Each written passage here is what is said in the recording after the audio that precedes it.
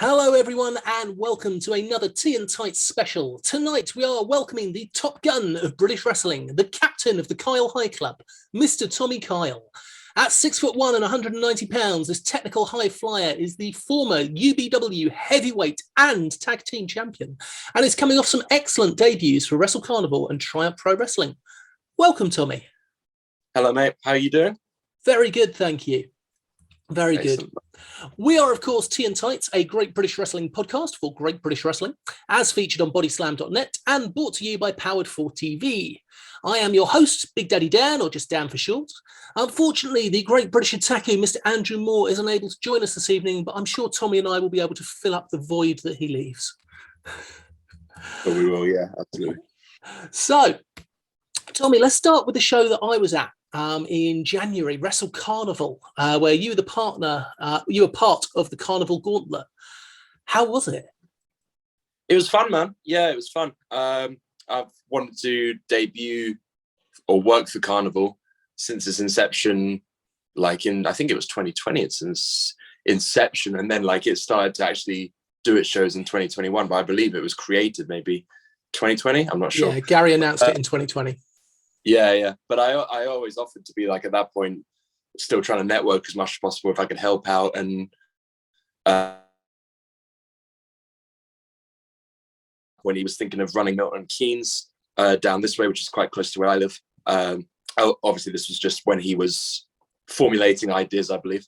And then, I helped out with a couple of shows. And at that point, I was starting to get a little bit more traction. And I think, I worked my way into that match, which was originally meant to be against Thelwell, but due to some little switches on the card, I found myself in that gauntlet, and it was a lot of fun. Sorry, mate, go on. Yeah, you were in there with some amazing talent as well. Dean Allmark made some very, very polite comments about you afterwards, didn't he? Yeah, no, that was nice. I spent most of lockdown watching Dean Allmark tapes, so it was really, really cool to be in the ring and do a little bit with him, and for him to also say those nice words after it was very nice. I appreciate that a lot. Yeah, you really came out of that with a lot of buzz. People were really impressed with the way that you worked through that match. I loved it. I thought you did some great work. Anyone else there that you particularly enjoyed being in the ring with? I enjoyed all of them, really. An unsung hero that I love working with is Jay Joshua.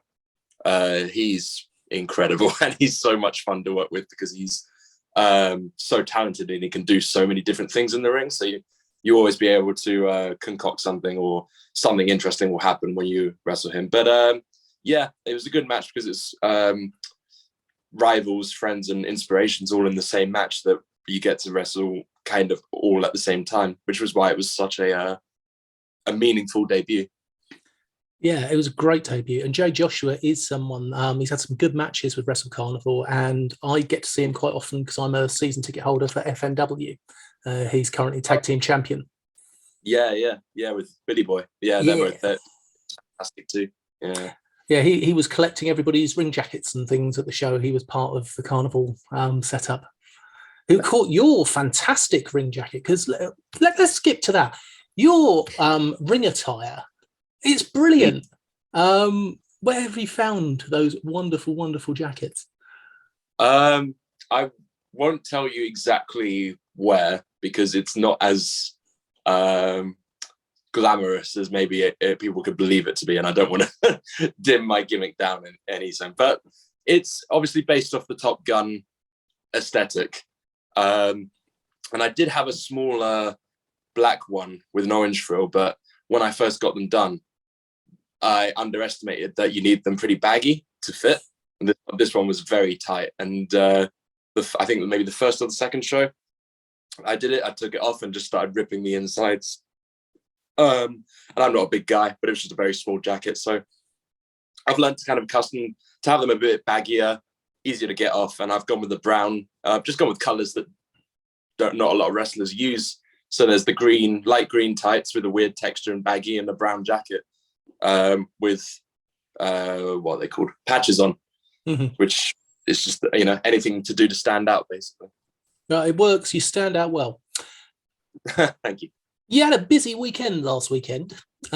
Triumph Pro Wrestling, where originally you were meant to be tag teaming with Evie Madden, fantastic wrestler, to take on friend of the show Nino Bryant and his younger brother. But I believe there were some slight changes to the card. Yeah, so the Ninos, I believe, were unwell. I believe Nino missed a few of his shows on that weekend, bless him. And Evie Madden was unavailable as well at the time. So it was only a quarter of that match made it to Triumph, being me. And I ended up wrestling Taylor James, who's a fantastic wrestler. And he's one half the Rebellion with Jack Torreno. Yep. And we had a fun match. And yeah, Triumph was a really fun promotion, actually. Yeah, lots of talent. Lots of very, very high-paced flying, I would say, is probably the main theme of that show, if that's what you're into. But no, it's a nice mixed bag. I enjoyed myself.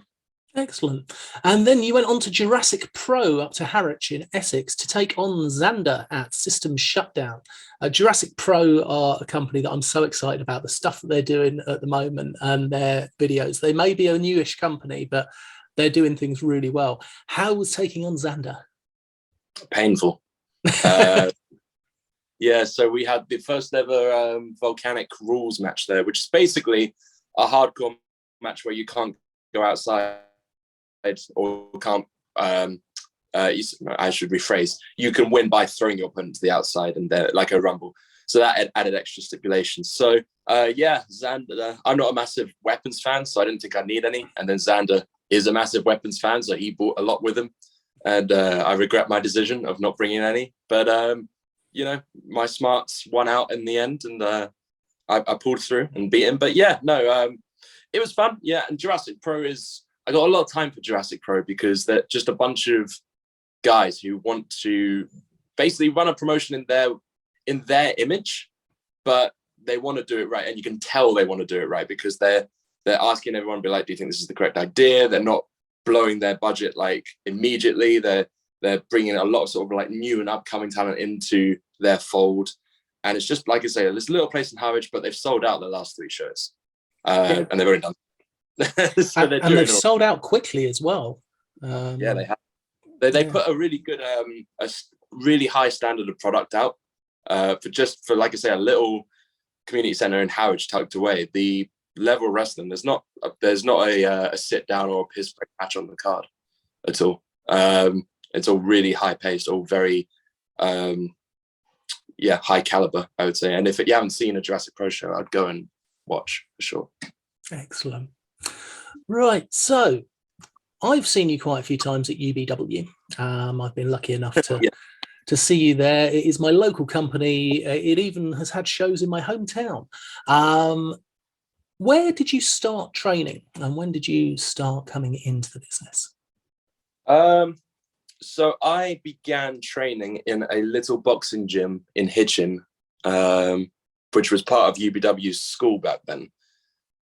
The UBW then is very different from the UBW now, considering that, you know, now it has an actual specific training school with a ring and a unit, and has moved up in the world from where it was just a boxing gym with a couple of firm mats, judo mats, basically.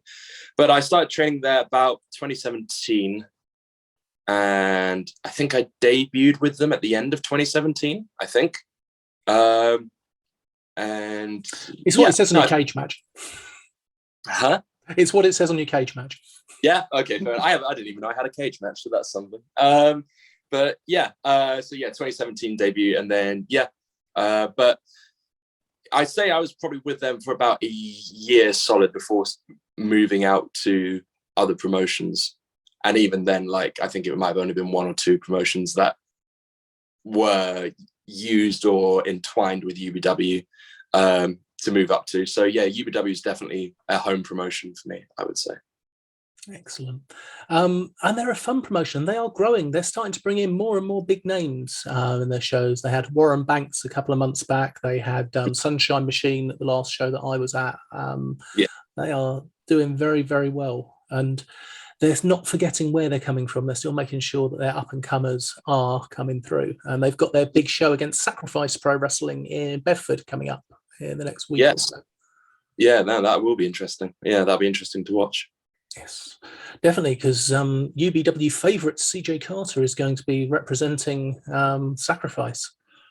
Yeah, bizarre twist there. Yeah, I'm not quite sure what why CJ's on that side, but hey ho. He put up a fantastic post about not wanting to be on with Percy Traynor. Oh, that's fair. Yeah, that's fair. I can't fault him for that. We interviewed CJ a couple of weeks ago, and your name did come up as somebody that is definitely one to watch. What is the entrance music that you are currently using? UBW. Oh god. So I could never decide. It seems to be a running theme for me at UBW that I can never decide on a theme, an entrance theme. Everywhere else I'm okay. But UBW, I don't know. I want to change it all the time. And I don't know if it's just to cause grief to the guy who does the music just for my end benefit. But no, at the moment I'm coming out to Fox on the Run by, I think it's Sweet. I think did Fox on the Run. I'm a big Guardians of the Galaxy fan, big Marvel fan. And I'm just a big fan of that soundtrack in full. And I believe that you should definitely have as your entrance music something that gets you pumped or gets you in the mood to wrestle, to go out there and perform at the best. And so for that one, in front of UBW, that song really kind of gets me going and gets me there. Awesome. I believe you used the Prodigy as an entrance music at Wrestle Carnival. Yeah, my main one is a remix of the Prodigy, which is The Day Is My Enemy, which was a theme that I used to use. Well, I still use. But when me and Truman Roswell were a team as Bad Altitude, that was our theme together. And so as kind of like a not memory, because it's not exactly dead, but as I guess like a little tribute to it, a little nod to it, is I like to use that music because I think the remix is quite different, and it's quite it's a nice build in the way that it's got these weird like klaxon sounds. I feel like the sound of it is quite different from anything at the moment, not to a huge degree, but like whereas maybe it doesn't come in with the generic rock guitar riff or drums or metal or something like that. It's just a little bit different in the way it sounds. Well, so, how shall I put this? I am a bit of a Prodigy fan. So okay, yeah. Definitely enjoyed that when you came out to it. What kind of music are you listening to personally? Well, as my shoot job, I'm a music teacher, so it's my job to listen to quite a lot. I don't really listen to anything specific. I just kind of listen to mainly everything overall. But if I had to narrow it down, if there was music that I had to listen to and I couldn't listen to anything else for a while, it would be like a lot of Motown, so like Stevie Wonder, a lot of Marvin Gaye, Earth, Wind and Fire, things like that. And then I'd probably have a little bit on the rock side, like some Don Broco, Lower Than Atlantis, and Twin Atlantic and some things like that. Nice, good selection. Now, at UBW, one of your biggest fans is our third member, Mr. Stephen Sowden, and his son, Jack. Jack is 10 and thinks you are just the absolute bee's knees. He also is a big fan of Mr. Charles Crowley, and he wanted me to ask, have you ever tagged with, or would you tag with Mr. Charles Crowley? Have I ever tagged? I don't think I've tagged. Would I tag with Charles Crowley? I think it would be an okay team, but I think so many people tag with Crowley. So even if I wanted to, I think finding a slot would be quite difficult. And I personally think we bring more out of each other as rivals or opponents than tag partners. I say rivals, we've only literally probably wrestled like 2 or 3 times over the course of our careers, even though we started very similar times and have started off the same places and we've gone slightly different journeys. But I think I work well with Crowley, and he's a good friend. But I prefer kicking his ass than supporting his ass. So that is a very good thing. because we enjoy watching you do it, as we got to see at the UBW Rumble, Floor is Lava, and we also got to see at the Wrestle Carnival, because you were both in that one. Yes. Love the idea of the Floor is Lava. I think that's always a great gimmick. Next question from Mr. Jackson. What is your ultimate goal for this year? Ultimate goal?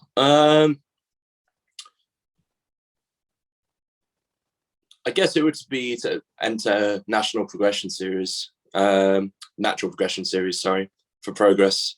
I was thinking about it heavily in 2020, like as when Progress were doing their no fan tapings. The Peckham era. Yeah, the Peckham era. I was like, this would be a good kind of opportunity to try and shut myself away and try and, you know, break in. And I set myself that sort of a goal then, and it didn't happen. I was a bit like, okay, well, you know, maybe I wasn't trying hard enough, or maybe I was going the wrong way about it. And it's very hard to do when there are no shows going on, which is fair enough. So now shows have gone on. I've tried to make as many appearances in different places as possible and tried to do as much networking as possible, because I think that natural progression for me, it's just the next step. It's just the next step, I think. I can't think what else I'd like to do at this level at the moment. I've gone to a load of promotions that I'd love to do down south. There's not many here down south now that I feel the need to do. There's plenty up north, don't get me wrong. I really want to get up north a bit more as well. But the south is kind of, I'm happy with what I have. And I'm happy keeping doing that. And I think the next step, as you know, to face better competition and to get more on that radar, is the Natural Progression Series. I think you would be a really good fit for that Natural Progression Series, and I really hope to see you in it. Final question from Jack. Which is harder, wrestling or teaching? Oh, that's a good one, actually. Short term, I would say wrestling. Long term, teaching, because when you get to, say, I guess the autumn term, and it's about 15 or 16 weeks of just teaching, but till Christmas, and then you come out of Christmas, like you can't move, you don't want to do anything, the only thing you ever ask for Christmas is just a bit of peace and quiet and not to be disturbed. So I would say teaching long term. I love both, and I'd like to do both for as long as possible, because I find them both very, very rewarding, and I feel like I'm good at both of them. But yeah, that's a really good question. Yeah, short term wrestling, long term teaching. I should pass that on to him. I'm sure he'll be very happy for the answers. Thank you. Now, one of the questions that we ask everyone that comes on the show is, who is on your Mount Rushton? Americans have Mount Rushmore. We have Mount Rushton because we want it to be British wrestlers. It can be current British wrestlers. It can be British wrestlers of the past. We've had everybody from Paige to Big Daddy on there. Everybody in between. So who for you would you put on? Oh man, I was hoping you were going to say current, because I had current down, but it changes if it's from the past as well. Okay. Oh, that's much harder. All right.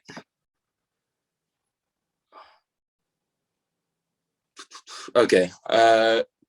Rushmore's 4, right? It is indeed. Yeah. Okay. All right. I guess we'll go with Ospreay. Yep. I feel like you have to put his name in there, just because he's stuff that he's still doing now. Even now, he's slowing down.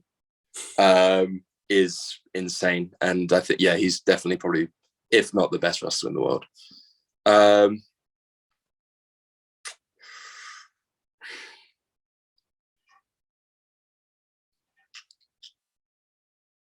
Gosh, past and current is really hard. I'll go for someone current, I guess, which would be Chris Ridgway. I think has to be on there. I just think he's training. I think he influences the entire North scene. He influences the hell of the South scene as well. but he really influences a hell of the North scene, not only with Northwest Strong, but so many people like with Future Shock go and train under him. And he advises so many people, and his mind is so good for wrestling. And I think, him as a current, he has to be in there. I'd say Johnny Saint, I think, as a cornerstone, because he's the only main connection we still have now with sort of the older World of Sport style. And at World of Sport, he's obviously the most well-known name, I think, from that period, especially to us. And then I don't think it's necessarily, I don't know if it's a Brit, do I count it as Brit Wres? I was going to say Regal as number 4. Would that count? That would count. Yeah, I'd say Regal, because I'd probably say he's one of the most famous Brits to go over to WWE before it and have such a long and like lustrous career. And he also is responsible for so many people there now, like getting their push and getting their rub. So yeah, I think it would be Ospreay, Ridgeway, Johnny Saint, Regal, which is a really weird mix. And when if you were saying current, I would have only had Ridgeway on there as my only similar one, and my other ones would have been different. But that's a really good question. Really good question. And it was a good selection of answers. Regal comes up a lot. He is everybody's go-to, because he is he's a bridge. He is just a pure talent. And if you ever read his biography, it's absolutely fantastic. Really, really well worth reading. And Ridgeway, I think you are the first person to bring Chris Ridgeway on, and I am sure you will not be the last, because he is phenomenal. Yeah, I think he's excellent. I think it's just more. He's obviously incredible in the ring, but I think it's more of his influence that he's having in the North, and like how many wrestlers he influences, and teaches and trains and advises. I think is and his agenting as well. I know he agents a lot of stuff as well. I just think we wouldn't have some of the matches and some of the wrestlers and the styles and the agency without him, especially for this last year or so. Random question out of the blue now, because it's only just come to me. I've not asked people this before. Have you ever been along to anybody's seminars before? Have I gone to people's? Yeah. Yeah, I have. Yeah, no, I have. Yeah. Anyone of particular interest? Anyone that really influenced you? Without sounding callous, no one's that's really influenced me. I've taken stuff from seminars. So like I did a Chris Brooks seminar, literally I think before COVID, which was good. And then I'm sure I've done other seminars. Come on, Tommy. I've done some other seminars with people as well, but I think it's people wrestlers that are kind of on the scene now, but they were just leading. So like, I suppose they're not on the scene now, but Pretty Deadly when they were on the scene, Sam Stoker and Lewis Howley, I did some seminars with them. But yeah, other people, it's just kind of like if they're just leading a class, I would suppose, more than a seminar. Have you been watching Pretty Deadly on NXT UK? I have, yeah. I think they're the best tag team. Maybe the only other tag team that are along the lines of their level, I'd say, would be FTR in AEW and Usos and New Day in WWE. I think they're at that level. They're so different. They're so unique. They're both young. They're both fresh with ideas, and they're just completely different from anything that's out there at the moment. And like just the stuff they wear just makes it already like just piques your interest, being like, what's going on? Why are they wearing this? And you can either be like, that's so stupid, to go on Twitter and be like, oh, why are they just like this? Or you can be like, that's amazing, and they've got a reaction out of you and they've got your attention. And yeah, they're just fantastic. They've got the size for the main roster as well. I'm really expecting them to be called up at some point because they are that damn good. They do, yeah. I saw Sam not too long ago, and he's put on even more size. So yeah, no, which I imagine, because they work in twos, I imagine Lewis has as well. But yeah, no, I would not be surprised if, I mean, they were ready for the main roster like a couple of years ago, to be honest, but nothing like getting the reps and getting experience. And yeah, I wouldn't be too surprised if we saw them overseas at some point. I think for me, the talent in NXT UK at the moment that I'm thinking we should be seeing is definitely Pretty Deadly should be over there. And Amel, I think, is doing brilliantly from the women's side, and she should be heading over to the main roster very, very soon. Yeah, another name to shout is Stevie Turner. I think she's incredible, man. She's been there. How long has she been there? About maybe under a year. Mm-hmm. And she's got that Japan influence, which the only other person that really has it is Blair Davenport and Mako, really, that are currently there, I believe, that have that Japan influence, and she's heavily Japan influenced. She's got this 4D character which has so many different layers to it, and yeah, I just think she should be credited at every possibility. I think she's awesome. Excellent. Talking about people that need credit, who are the young up-and-comers in the Brit Wres scene that you think we should be watching right now?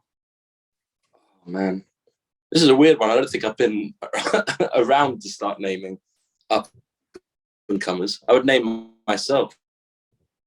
Up-and-comers that I think should have a bit more name. Okay. I haven't got a certain amount of numbers. I'm just going to list them off the top of my head who I think need a bit more credit. I think Truman Roswell, instantly, should be more places. Like hella athletic as hell, and just a very interesting character that I don't think anyone is doing at the moment. Corey McRae, I think, should be more places. He was, I was speaking to him at the weekend, and has more overseas bookings, I think, than he does in the UK at the moment from this. I think is starting to tick over, but when the year started, he was booked more overseas. And I was just like, oh man, you should, like, yeah, why are you not more places? We interviewed him a month and a half ago when he'd just come back from Passion Pro in Hungary. And yeah, he is definitely another one that needs to be pushed to the moon. Yeah, man, he's incredible. Nice brother as well. I'll go for two more, I think. I'll go Smashing Mike. He's starting to get to places now, to be fair. But he's got energy, bro. He's just got so much energy. He's volatile. He's just explosive, charisma. Yeah, whole package. One more. Come on. I think she's getting places now, but I want to see her kind of on a big stage. I think that like she is like this close away from a big stage is Ava White. Mm-hmm. I think she's got star power. I think if anyone on the Brit Wres scene you look at without knowing wrestling and be like, well, she's a star in something, it's Ava White for sure. That's a really good selection again. One that I'm going to ask you about though, because I've not seen any of his stuff yet, is Nino Bryant's younger brother, whose name has completely escaped me. Have you seen any of his work yet? Because Nino is brilliant. Nino's incredible. I haven't actually, no, but I'm naturally assuming because he's from the same bloodline as Nino that he'll be just as good. Did you say he's his younger brother? Yeah, and there's another younger one after that as well. Oh my gosh, it's a whole family of them. So I say Nino's young. Yeah, I haven't seen any of his work. I was looking forward to doing some stuff with him and Nino at Triumph, but obviously that couldn't happen. But no, I'd assume if he's part of Nino's family, he'll be just as good as Nino, I reckon. Another Southern-based wrestler, Boreham Wood-based, I believe. Because he's going to be Yeah, I doing believe some so. stuff Mm. with CJ Carter in the next few weeks over at Ignite. Yes, yeah. So speaking of that, where are we going to be able to see you next? Where are you going to be heading to? What shows have you got coming up? So this weekend, depending when this podcast goes out, there is UBW on the 19th, I want to say. Yeah, 19th. Where I'll be going one-on-one with Jack Landers, who's another really good talent. And then Sunday on the 20th, I will be at Wilmer Green for WrestleForce. Awesome. And then there's a little break, and then we'll be in March by that point, which is a whole nother kettle of fish.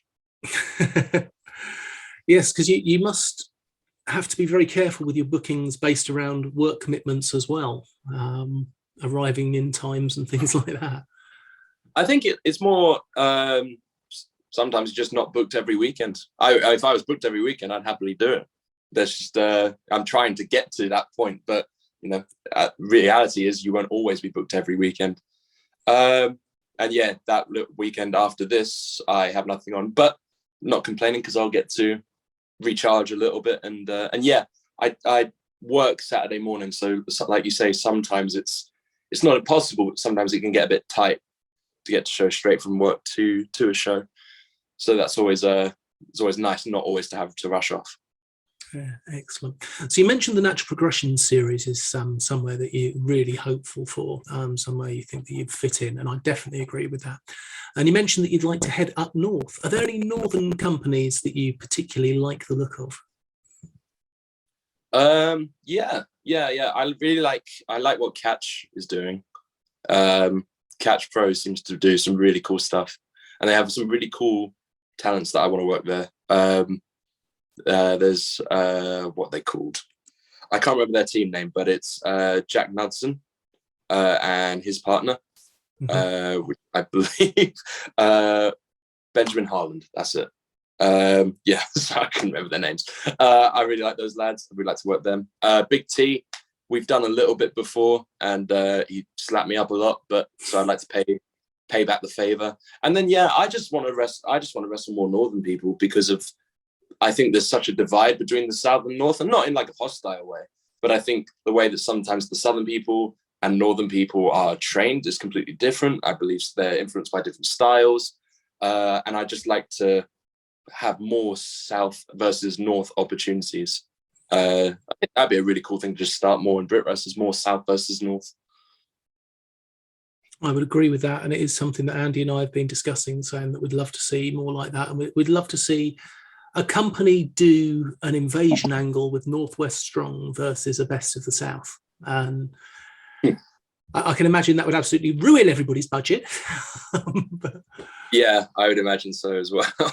Was lucky enough to meet Rio at the weekend, and she was A, a lovely person, B, she's just an absolute killer in the ring. Yeah, she's incredible. Yeah. No, she's really very good wrestler. We interviewed Danny Black 2 weeks ago, and he was saying that Rio's definitely on his list of people that he would like to have a match with. Are there any other intergender matches? Because you were going to be tagging with Evie Madden, the locksmith. Are there any other intergender matches that you quite like the look of? Or are there any other people that you would particularly like to be wrestling? Gender non-specific, anyone that you fancy wrestling this year? So yeah, I mean, I've at Ignite wrestling Laura Di Matteo, so that'll be fun, because I think Laura is an incredible athlete, and yeah, I really want to be tested by her, I think. So yeah, that'll be fun. Wrestling wise, who would I want to wrestle this year? I'd like to wrestle anyone, really. Anyone that I'm going to learn from or is going to push me. That's what I've been saying mainly this week, is that I want to be pushed, or I want to learn. But if you're just asking for like pure selfishness, I'd love to get a singles with Allmark for sure. I just think that would make a lot of things come full circle. When he's healthy, and if there'd ever be a possibility, I'd really want to wrestle Ethan Allen, because we were on shows before the pandemic, when he was even young. When he was younger, he's still really young now, but when he was even younger and he hadn't put on the size that he has now, and even then he was fantastic, and I think he'd only been in it like a couple of years at that point. And yeah, he's just excellent, so I'd like to wrestle him. And yeah, I guess those are the two main specific ones. Nothing comes to the top of my mind elsewhere, but yeah, anyone and everyone, bro, whoever's going to push me and I can learn from. Luke Jacobs has been having some amazing matches as a solo since he's unfortunately had to be wrestling on his own while Ethan Allen comes off the injury. He had a big win over Axel Tiska, FNW, recently. And some of his matches that he's been having for Rev Pro have just been really exceptionally good. With the fire that Alan's going to have on his return, I think it's going to be a bit special when we get to see those two back in the ring together. Yeah, definitely. I can see you and Truman Roswell giving them a good run for the money. Oh, I don't know. I think they're like, again, they're in that echelon of like super high tag teams, along with like Lycos Gym and all that high level. Maybe singles, I give them a run. Maybe one of them run for money, but tag, I don't think. No disrespect to Truman as well, but I don't think we've got the consistency and mental fortitude that them to have. They're another level. But no, I hope Ethan comes back when he's ready, and yeah, I think they're going to be on a tear. Excellent. So where, apart from at shows, can people get your merch? Have you got a big cartel? Have you got your t-shirts available for people, or is it a message you direct?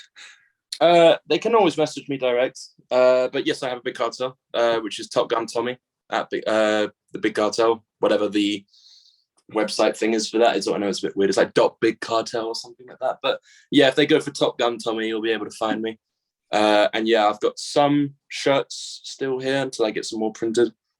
I'm a bit low on shirts at the moment, but 8x10s, voice messages, merch will be coming in summer. I got a new merch idea that's happening in summer, and hopefully I will find a place to get my shirts restocked soon. But yeah, they can find it all there. Excellent. Please do support British Wrestling. Please do support Tommy and have a look at his Big Cartel and see some of the fantastic shirts that he has. Right. I have taken up a chunk of your evening, sir, and I know that you're coming off a cold, so I'm not going to keep you talking for too much longer. Is there anything else that you would like to bring up ahead of the end of the interview? No, man. No, thanks for having me on. I know that you guys are a big supporter. I see you tweet me quite a bit, and you tweet like the companies that I work for, and you always are just very supportive of the British scene. So yeah, very happy to come on and do an interview for you guys. It was a way to pave it back for you. Yeah. So yeah, just keep supporting the scene like you do, and tell everyone to do. Brilliant. Thank you so much. And of course, ladies and gentlemen, don't feed the trolls.